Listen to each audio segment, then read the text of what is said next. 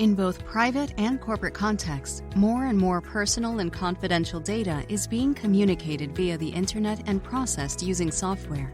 This also increases the demands on developers to make their applications as secure as possible, for example, with cryptographic solutions such as encryption or digital signature schemes.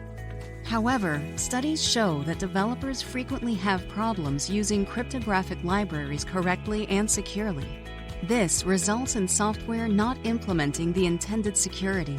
To help developers use cryptographic libraries correctly and securely, the Collaborative Research Center Crossing has developed CogniCrypt. One feature of CogniCrypt is static code analysis, which checks code for faulty implementations during development so that security vulnerabilities are immediately apparent and can be corrected right away. Until now, static analyses detected problems in the code using a block list approach. This list defines several known errors. Using this approach, if programmers make a mistake that is not included on the block list, it could completely escape notice. CogniCrypt instead uses an allow list approach. This allow list contains correct variants, which are rules that should be followed during development to ensure the secure use of a crypto library. These rules are described in the language CrySL, developed by Crossing researchers, and define all correct and secure ways to use a crypto library. For example, CrySL can be used to describe the secure order of method calls. Using static analysis, the program flow is modeled from the code and matched with the respective CrySL rules.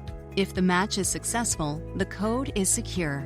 If there are deviations, the programmer is notified by an error message which persists until the corresponding misuse in the code is corrected.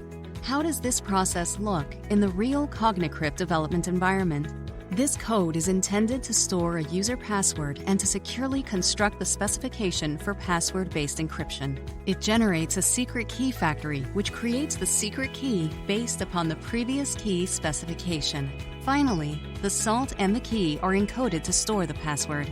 However, the call to the clear password method is missing, so the password stays in memory longer than necessary. CogniCrypt detects this problem and warns the developer accordingly. Try it yourself. CogniCrypt is available as an Eclipse plugin. In addition to static code analysis, it also includes a code generation feature that assists developers in choosing the right and secure crypto algorithms.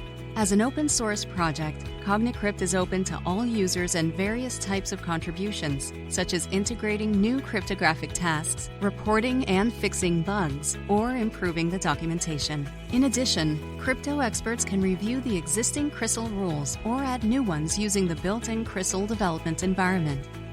Researchers at the Collaborative Research Center Crossing will continue to work on CogniCrypt to make it even easier for developers to securely integrate cryptographic software.